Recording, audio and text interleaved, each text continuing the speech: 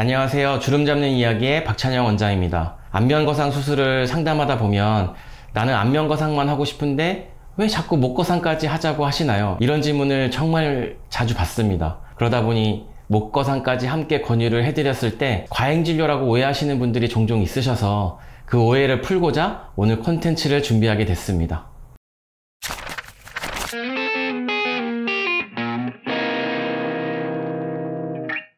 안면거상과 목거상은 무조건 같이 해야 되는 그런 건가요? 결론부터 말씀드리면 무조건 이 두 수술을 함께 해야 되는 건 아니에요. 그러니까 다만 함께 하면 더 자연스러운 결과도 얻을 수 있기 때문에 수술자의 입장에서 조언을 해드리는 것 뿐이죠. 어떤 경우에 안면거상과 목거상을 동시에 하는 걸 추천드릴지 이제부터 말씀을 드려볼게요. 첫 번째는 턱 밑 피부와 목이 많이 늘어져 있는 경우, 얼굴만 당기고 목은 그대로 두면 사실 수술한 얼굴이 더 도드라져 보이는 경우가 있어요. 얼굴은 팽팽한데 목은 주름이 그대로 남아있으면 시선이 오히려 턱 밑으로 더 쏠리겠죠? 예를 들면 이렇습니다. 얼굴은 화장을 예쁘게 했는데 목에는 아무것도 안 바른 상태에서 피부색이 확 달라 보이는 느낌? 그럴 때 화장한 티가 더 나고 전체적인 인상이 어색하게 느껴지잖아요. 그러니까 마찬가지로 얼굴만 정리를 하고 목은 그대로 두면 턱과 목 사이의 경계가 끊어진 것처럼 보여서 전체 흐름이 매끄럽게 이어지지가 않아요. 두 번째는 목에 세로주름이 깊게 파여 있는 경우, 목을 살짝 들어봤을 때 턱 밑부터 쇄골 쪽으로 11자처럼 길게 줄이 내려가는 분들, 그러니까 보통은 터키넥이라고 부르는데요. 이건 단순히 피부가 늘어진 게 아니라 이 플라티스마라는 안쪽 근육이 이제 벌어져서 생기는 현상이거든요. 이 경우에는 단순하게 겉만 당긴다고 없어지지가 않고 근육을 묶는 작업까지 들어가야 제대로 정리가 되기 때문에 단순히 안면거상으로는 부족하고 목까지 수술하시는 걸 추천드리는 대표적인 케이스입니다. 세 번째는 이중턱의 원인이 지방이 아니라 구조적인 경우.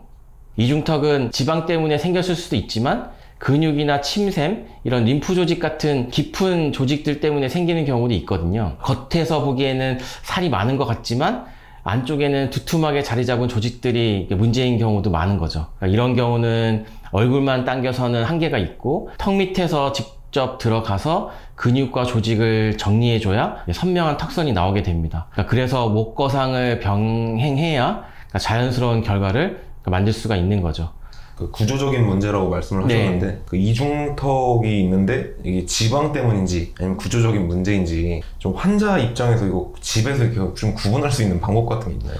이 플라티스마라는 근육이 늘어져 있는 경우에는 이렇게 힘을 줬을 때 근육 밴드가 보이는 경우가 있거든요. 그게 이제 많이 갈라져 있는 경우, 목거상도 생각을 해보셔야 되는 케이스가 되죠. 지금 말씀드린 세 가지 경우와는 반대로 아직 목선이 무너지지 않았고 11자 모양의 세로 밴드도 보이지가 않으며 이중턱도 지방층 정도만 얇게 있는 분들이라면 안면거상으로도 충분히 좋은 결과가 나올 수가 있어요. 그래서 이런 경우엔 굳이 목까지 수술을 권해드리지는 않습니다. 결국 중요한 건 좋은 걸 다 하는 게 아니라 내 얼굴에 꼭 필요한 걸 정확히 고르는 거, 그게 저는 좋은 수술의 출발이라고 생각을 합니다.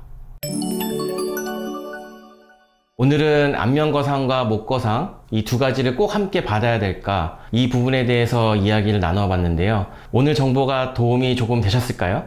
안면거상을 고민 중이시라면 집에서 거울을 보시면서 목선이 얼마나 무너졌는지, 내가 세로밴드나 이중턱이 있는지 한 번쯤 자가 진단을 해보시는 것도 좋을 것 같습니다. 그럼에도 불구하고 내가 어떤 케이스에 해당하는지 헷갈리신다면 언제든지 댓글이나 병원 상담을 통해서 문의를 해주세요. 제가 궁금증을 시원하게 해결해 드릴 수 있도록 도와드리겠습니다. 오늘의 주름 잡는 이야기 여기까지입니다. 시청해 주셔서 감사합니다.